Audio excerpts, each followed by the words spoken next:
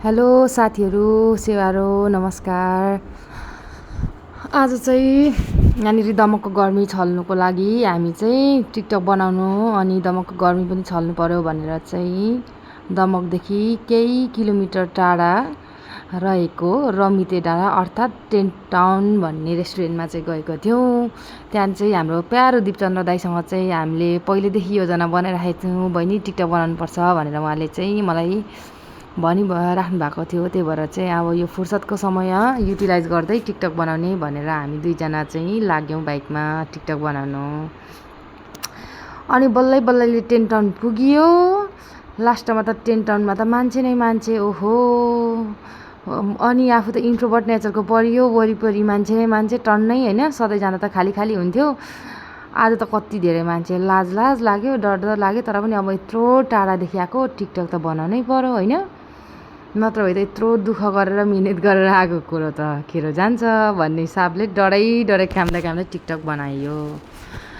अनि त्यसपछि मैले चाहिँ यहाँ बाइकमा हिँड्दाखेरि क्लिपहरू ल्याइराखेको थिएँ क्या। आकाशहरू कस्तो राम्रो देखिएको थियो, कति खुल्ला, कस्तो राम्रो के। अनि त्यही भएर मलाई चाहिँ मनै मानेन र बाइकको पछाडि हुँदाखेरि पनि मैले चाहिँ यो एज अ मेमोरी क्लिपहरू लिइराखेको थिएँ। अनि यो चाहिँ हामी टेन्ट टाउनमा हुँदाखेरि मैले डरै पसिना भइ होइन खुट्टा काम्दै बनाएको टिकटक हुन् बाइ द वे।